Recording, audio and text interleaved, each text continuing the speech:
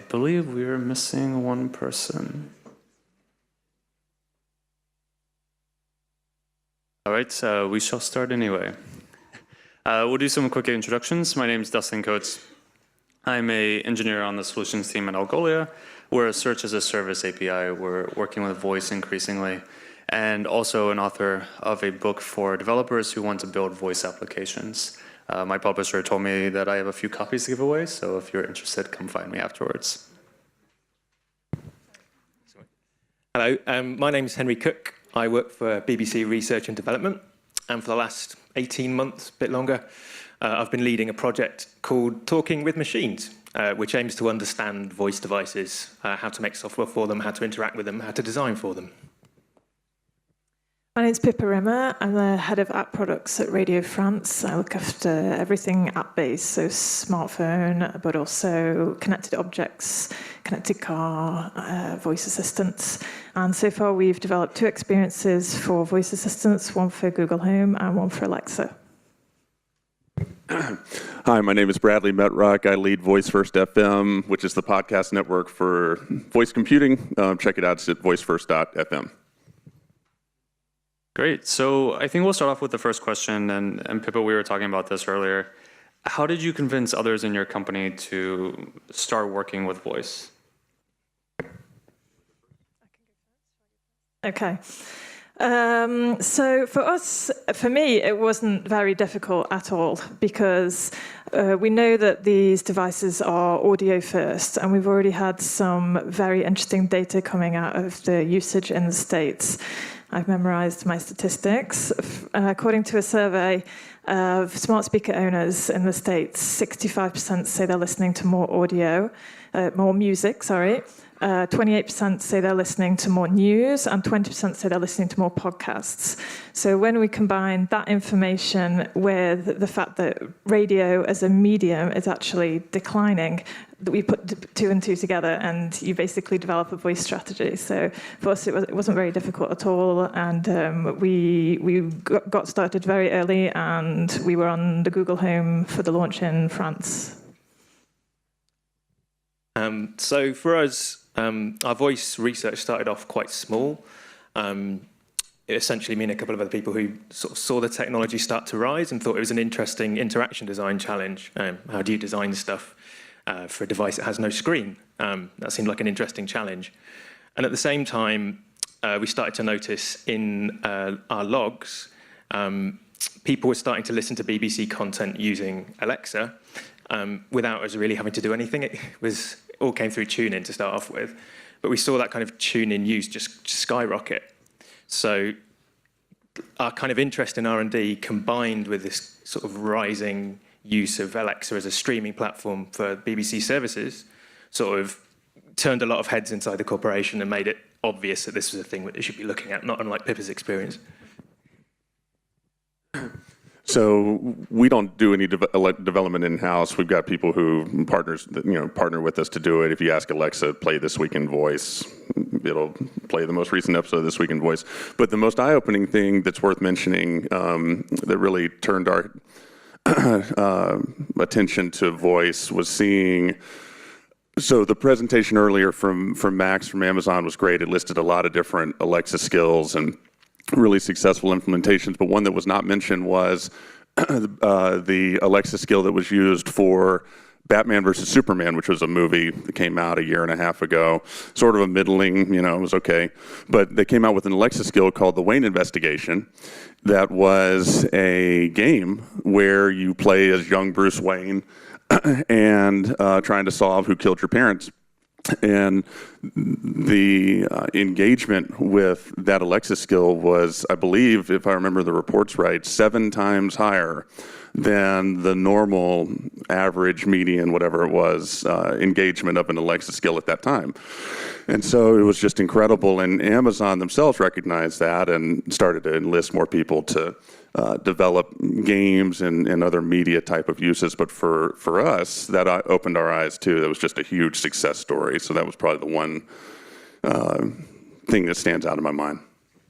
Great, and Bradley, we'll start off with you on this next question. There's a lot of talk of voice-first platforms like Alexa, Google Assistant, and what have you. but should media companies be looking beyond those platforms as well? Sure. Yeah. I mean, you got to have your eyes on everything. I think one company that we've had on VoiceFirstFM last year was called Mycroft AI. And if you've seen a great write-up in VoiceBot about them, a lot of other write-ups about them, they just did a Kickstarter for a voice assistant. And their whole thing is, what Amazon and Google are doing is great. But if you want your data to remain independent, then take a look at what we're doing. And I think for anybody looking to develop voice applications in the field, you've got to be cognizant of what's going on, not only with the big players and Amazon and Google, and they're lighting the world on fire, but Apple trying to catch up, and what Microsoft's doing, but also some of the smaller players too. So yeah, you got to know everything. I would agree. So we're working obviously with Google and Amazon, and it's important to be with the big players, especially for us because we're thinking beyond the smart speaker. We're thinking about experiences like the car, which remains the one of the most important locations for listening to radio. So we really need, as a matter of survival, to innovate in that space. And my suspicion is that it's going to be the big players that are going to be present in those spaces. But we're not just working with them. We actually we've worked with Orange on the Jingo platform. We had a project ongoing on R&D, nothing live yet, obviously. But we're interested in how also we can develop to deploy onto multiple platforms at once without having to redevelop every single time. It's the same phenomena as for mobile apps. Yeah, I mean, I guess I just add to the. There are many people in this room who are developing cross-platform backends for voice experiences, and we're doing the same. So at the end of last year, we started developing story design tools to build kind of interactive story experiences, not unlike the Superman thing you referenced. Internally, we targeted Alexa to start off with, but our backend is pretty much device independent. So in this coming year, we're going to be adding more voice devices to that, so we can just kind of abstract out to anything that we want to talk to. And above and beyond voice devices, there is the car stuff. There's also, if you can start getting quite sort of metaphysical quite quickly, because if you're talking about voice interfaces being a way of sort of serving answers to questions that users have, then that might not just be through the voice. Another thing that's big at the moment in the technology sphere is talking about AI being everywhere and assistants being everywhere.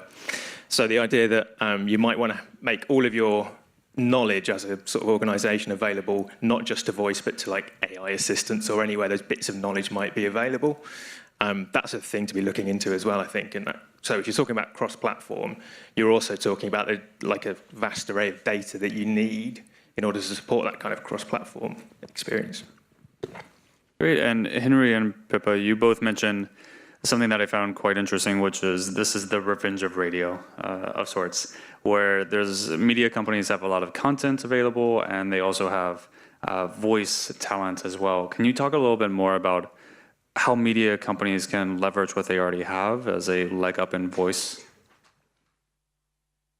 So the BBC is doing quite a lot of stuff on voice at the moment, and I guess for a media organization, you can kind of think that just getting all of your content onto voice devices, whether that's Alexa, whether that's Google Home, whether that's whatever else, just having your kind of everything available is quite a big thing. And as far as I know, quite a lot of media organizations are kind of at that stage at the moment where just getting everything on there and getting it available with a kind of useful and lost the word, and it doesn't matter. A lot of kind of useful set of voice commands, intuitive, that's what I was looking for. And even that is quite a big step, because you start having to think about, well, someone might want to say, give me a funny podcast about dogs. And, that you might be able to serve that request with a whole bunch of different programs that you've got. But even just understanding that the user's made that vague, fuzzy request and matching a piece of media to that vague, fuzzy request is quite hard. And then matching that against user preferences, all of that, that's quite a big challenge. But once you've solved that, what do you do next? And my department is kind of looking into that kind of stuff at the moment, and so is my colleague James over there. We're kind of looking into bespoke formats for voice devices. So once you've solved the problem of getting all of your existing linear content available in a nice way, what can you then make that kind of makes use of the capabilities of these devices? So that might be sort of traditional linear programming where you can sort of fork off and go, okay, that news story about Donald Trump is interesting, but can you tell me more about what he's been up to for the last 5 years? So sort of being able to delve into more detail off the side of a traditional linear program. And then you've also got another level where you're making like fully interactive bespoke programs for those devices. So something like the inspection chamber, which we made last year, which is kind of like a interactive sci-fi drama. It kind of uses all of the skills that you have as a media organization to make a really engaging piece of radio, and then you're making it interactive as well. So you're using the kind of voice interactive capabilities of the device to make something that's much more interactive and fun and more game-like. So you've kind of got this whole spectrum of activity that you can do, from making your stuff available to making fully interactive stuff available, and kind of a line along there that you can plumb. So just to go back to that quote, the revenge of radio, I thought just put that into context because it might not be obvious. So basically when SEO was invented, suddenly radio had to think about how they were going to make their content crawlable, and we had to start writing articles so that we would appear in search results, so that we would get discovered. So now we're kind of in the other situation where with voice interfaces, it's a voice-first platform, and we kind of have the upper hand versus the written press, who are also trying to be present in this space, but they don't have the vocal material that we do. That's our DNA. We know how to talk to people. We know how to design sound experiences. We know how to at least design them in one way, to speak to someone after to get the feedback from a user. That's a whole other question, and I don't pretend to be an expert on it yet. So basically what we know is that text-to-speech has a place on these platforms, and it's hugely versatile, but as it was said previously, text-to-speech might be okay perhaps for a couple of sentences, but not for a whole article, not for an hour, whereas the kind of content that we have at Radio France, you might want to listen to for an hour, so that's where we're taking our revenge. One piece of information I would add is that even if your primary material isn't available in voice format, everybody can think about what I would call the sound design around these experiences. So sound design, both perhaps within a skill. What do you say when you launch a skill? What do you say when you close a skill? Is this something that you could record with a personality from your company, or a persona that you could create? Because you can't underestimate to what extent you're going to have to fight to get your brand across in these environments. When nobody's looking at your logo or your graphic identity like they can do in an app, they can very quickly forget what they're listening to. I don't know if anybody here has tried the flash briefings experience, but when you're listening to 1, 2, 3, 4, 5 flash briefings, one after another, you can quickly forget which one you're listening to. And so we've also been working on that. When you extract a piece of content from the radio, it's not necessarily ready to go on a voice experience. So we've had to add things at the beginning and possibly add things at the end so that it can be interpreted by the user. And that's something that anybody could do, even in a written press provider. And I'd like to touch on that really quickly. Because unlike websites where you can have bookmarks or mobile apps where you've got the icon on your home screen, voice applications aren't there. They're very ephemeral. So Bradley, when you've come across these voice experiences that build loyalty very well, what are the capabilities, what are the qualities of those that keep users coming back and coming back? Yeah, I mean, if you know the answer to that, you're making a lot of money right now, right? I mean, that's what everybody's trying to figure out is what is the most engaging. And building off the panel earlier today, it's not even close to sufficient to scrape your website and put that in there, or build a thoughtless experience. You got to build something interactive, and really illustrate off the points that y'all two just made in talking about radio. And this dovetails with the conversation I had with James earlier. In publishing, we're seeing sort of the same sort of conversation about what the best approach is, because that's what your question is: what are the best practices? So there's 3 examples that I'll just mention that sort of illustrate this. Tellables is a company started by a woman named Amy Stapleton, a very smart person. She has some stories that she has created, and she is licensed. And she is very adamant that the way that those stories need to be told is with Alexa. We're talking, all 3 of these applications are Alexa enabled.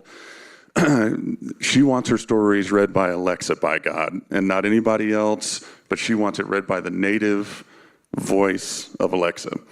Then you've got another example called Select a Story, which is out of the United States. And so Katie Ernst has got some stories, and she believes very strongly that Alexa should not be the voice, that it should be a third-party narrator, some independent voice.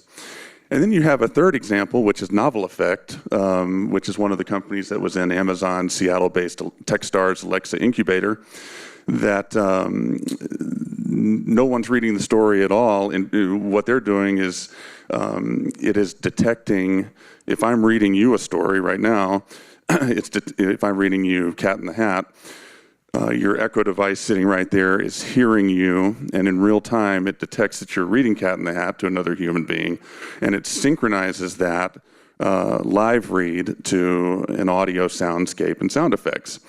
So all 3 of those have fundamentals to them that the founders and the people enacting them deeply believe in. But there's not a best practices guide to go look up on the internet. It's just very context dependent. And I think to add on to that as well, you've got maybe a 4th approach as well, which is what the Magic Door does, where they're not using Alexa, but they are using AWS Poly. But they are spending, I think they said, hours and hours marking every single word up with SSML, speech markup, to get it just right. And so, I guess to sort of cover off 2 things, really. We're talking about branding and we're talking about sort of loyalty, stickiness. It's kind of interesting to be looking at this stuff from inside the BBC because we already have really strong audio branding. They say in the UK that you can turn on the radio and listen to a BBC station and you know immediately which one you're listening to, just because of the sort of cadence of the presenters, the overall style of the station, what sort of music they might be playing if they're a music station. So we already have really strong audio brands that are recognisable by most people in the UK who listen to radio. So we already have those brands that people are loyal to. So the question is, how do we translate those brand values over into voice experiences? So do we move them directly over? Do we make voice interfaces that are explicitly for the Radio 4 audience, for instance? Or do we kind of look at the whole thing holistically and say, here is what we know about how relating to people, here is what we know about how humans talk to other humans, how do we apply that to a new audio brand? So there's one thing there. And the other thing is something that we've noticed that's really interesting about the kind of use patterns of the BBC skill. So we launched a BBC radio skill at the end of last year, and that plays all of our live streams and podcasts. And we've noticed there that out of the box, that was really sticky. So out of the box, we have people, we have return visits multiple times a week. And that, compared to, for instance, iPlayer Radio, is quite high. So we've already got we've got people who, and our theory is, we haven't got the actual full study to back this up, but the theory is people are using Alexa and devices like it for listening to radio. So it's effectively replacing a DAB radio or something. So their sort of use patterns around like traditional radio and their kind of loyalty to traditional radio is kind of moving directly across to an Alexa or a home or whatever. So we've kind of got this luxury in that we've got this existing pool of loyalty that we can sort of start to use. So people are already coming back and they're already listening to stuff. So if we've got that kind of implicit relationship with our audience, that kind of gives us a really interesting sort of jump-off point to push them to new experiences like Radio Plus, I suppose. And I think, oh, go ahead, Pippa. I'll add something. Just would totally agree about the fact that radio has always had some kind of brand loyalty, even before digital channels existed. People have that habit of turning the radio on in the morning, some people anyway. And basically, it's all about creating those moments during the day, trying to create those habits so that people come back every day and repeat the same ritual in the morning, in the evening, in any other time of the day. And it's also about creating the kind of continuity of experience, which is very exciting for us. How can somebody start a content listening to something at home in the morning and then maybe pick it up in a podcast when they're in the metro and then ask the voice assistant in the car with the CarPlay or Auto to continue listening? How can we basically be with the user from the moment they wake up till the moment they go to sleep? I mean, that's the long-term plan. I would say that these are questions that we also ask in the context of making mobile apps. One thing that surprised me was that actually the alarm function for our different mobile apps for the different channels is hugely used by our users because people like to wake up in the morning with their favorite radio. At the moment, none of the platforms offer this functionality, but for me, that's just a no-brainer. If you set an alarm to wake you up every day of the working week, then it's a way to get that retention going. So everybody knows that push notifications also are a key way of bringing people back into your experience. There's no kind of best practice yet. Amazon have pushed something out before Google. Google haven't quite found the right solution yet, but that will be also something interesting for us. How can we kind of alert people that their new podcast is now available, of their favorite program, et cetera, et cetera.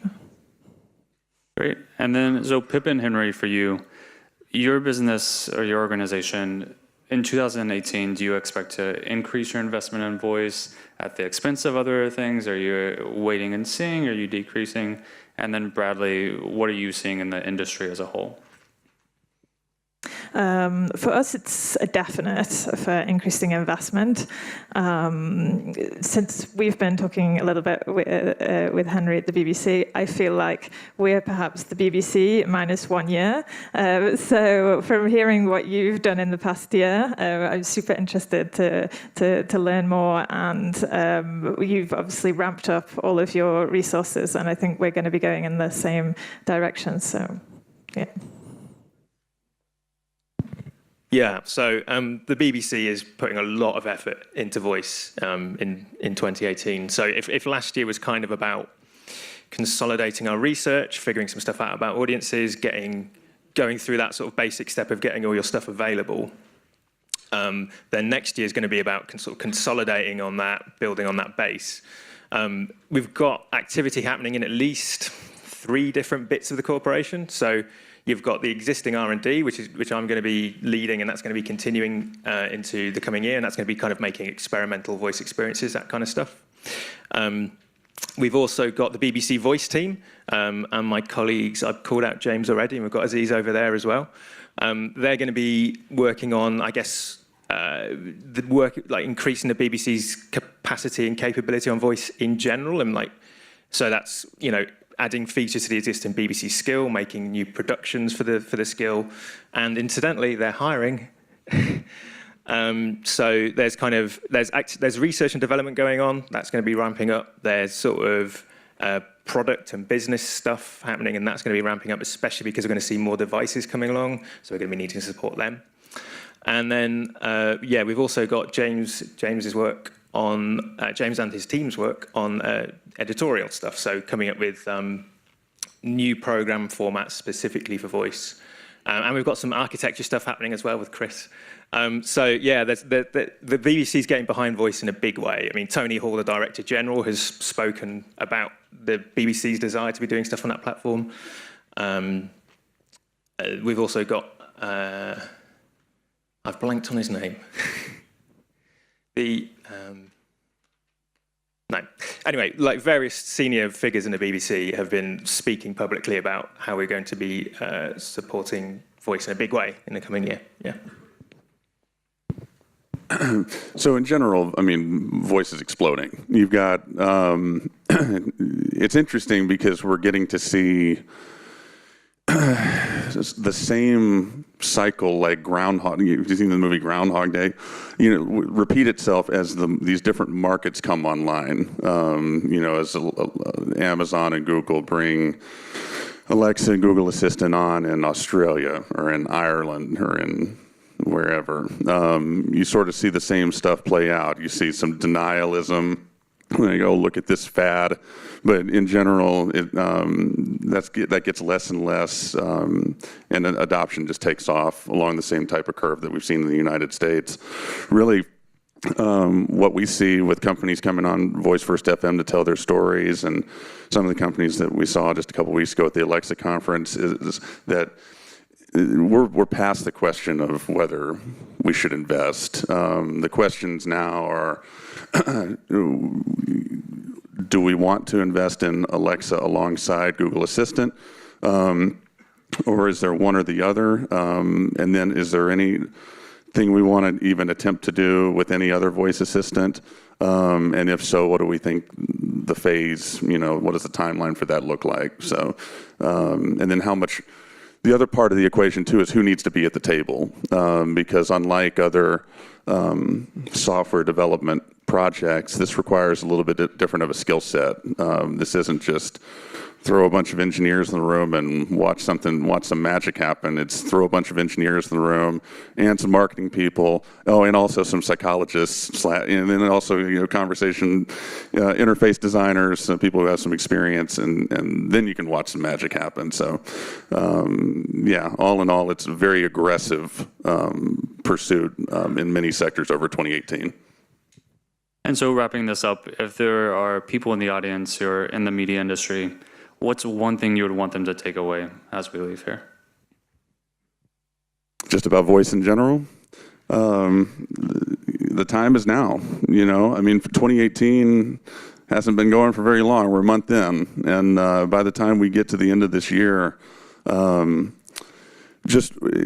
we see it so closely with This Week in Voice, the news show that we do every week. I mean, it's when we started the show, we thought, how is there going to be enough to do this?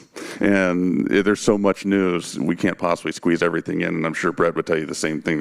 You have to pick and choose what you want to cover. So by the time we get to the end of 2018, the market's going to look so much more mature. It's moving at warp speed. So if there's something to take away, it's if you're not working on this stuff now, it's time to start.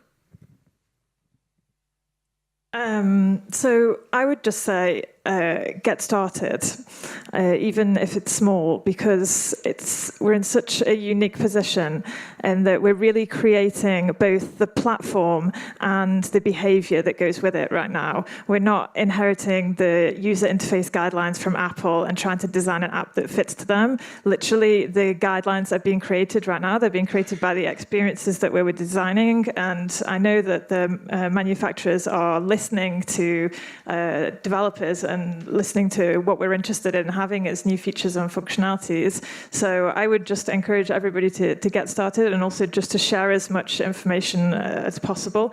I have found a huge amount of people sharing info on the French market, but I'm definitely interested in any feedback that people have. I can't miss the opportunity to encourage you to listen to the 26 flash briefings that we have on the Google Home experience. So if you have a Google Home and you ask it to play news, you'll get the France Info flash by default. But if you go into the app and play with the settings, or if you ask for the political news, for example, or international news, you'll find things by France Inter, France Culture, and our other channels. And then just the last bit about Alexa should specify that we made one scale so far. We made it for the UK market because Alexa isn't available in France. We have a channel called FIP, which is a channel which is music-based and has very little spoken voice and has a fan base in the UK. And it also has 7 web radios which have no spoken voice at all, which made it perfect for us to put it in another market. And I would say, please test them, leave us comments on the store, give us feedback, and that's it. Yeah, I mean, we've already talked about how if you're producing a lot of radio, if you've got a long history of expertise in audio content, it's a no-brainer to be on devices that are mostly about audio. That's kind of obvious. I would add to that the thing that makes this technology really exciting for us is that if you're kind of a media organization that has this experience in talking out at people, the thing that voice devices allow you to do is have that loop back, so people can start talking back to you, and you can start to have that conversational loop. And that's really, really interesting as kind of like an interactive challenge. Sort of how do you mediate that? How do you moderate that? How do you make that kind of fun and interesting and entertaining? But also it allows us to know a lot more about our audiences. Like compared to traditional radio, we can get much more data analytics about what people are doing, when they're doing it, who they're doing it with, tastes, habits, all of that kind of stuff. And that's going to allow us to start to make programs specifically for groups that we know a lot about. We can start to make really bespoke programming. We can start to make bespoke programming for people who we don't necessarily already talk to. And we can talk to them in a much more engaging way because they can talk back and we can have that loop. And that loop is what's really interesting to me as a designer and should be interesting to a lot of people in this room, I think. Great. Well, you heard it here. The time for voices now. Thank you to our panelists and thank you to you as well. Thank you all for that. Just wait here a second. I'm just going to take one question if the audience has one. Someone? Oh, yeah, Tom. And I just need quick answers from you.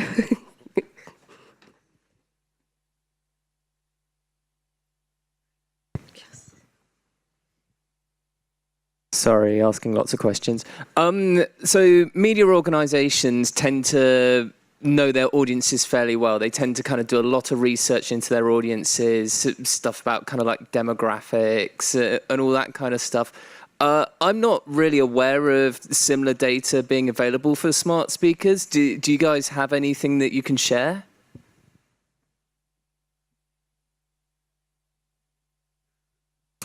For the French market, I can't. There's nothing that comes to mind specifically where we're lacking, but that makes sense because it's new. I can give a plug to Brett. I read voicebot.ai regularly and listen to the podcast. I think it's super interesting. And I would also encourage people to read the smart audio reports. There's been 2 so far. They've been created by NPR with Edison in the US, and they're just an absolute wealth of information. That's where I got my figures from earlier. There's been 2 produced so far. There was one in the middle of last year, and there's been one that was produced just after Christmas, which gave some insight into what happened with the sales in the Christmas period. Yeah, so it's quite tricky to get analytics on voice devices because the platform owners are there's not much data we can get back from the platform owners, and that is the subject of some negotiation between. I'm actually going to stop there. But, you don't actually get much raw analytic data back from those devices, but there are these studies, the reports that Pippa's mentioned. Also, Enders Analysis have done some really good stuff on the market in general. I don't know a lot more than that, but I guess I would encourage you, if you are making voice stuff, to really think about how you are gathering analytics, what you can gather, what you can infer, that kind of stuff. Because you can get quite a lot of rich data if you think about it carefully. So yeah, just think about your analytics carefully, I suppose. Just one thing I'll throw in as well is, I lost track of where you, oh, yeah, you're right there. Is that from a podcasting standpoint, Apple has just rolled out a lot of new podcast analytics that are incredibly useful. And so there's downsides. They're only tracking metrics on people who have iOS 11 or higher installed. So people who are dragging their feet, are not going to be counted. But they're doing things like you can see the average duration of people staying in one of your shows. Are people listening to the ads? How much of each show are people listening to? You can really get down in the weeds in a lot of interesting ways. So I wanted to make sure to throw that in there. All right. Thank you all for that.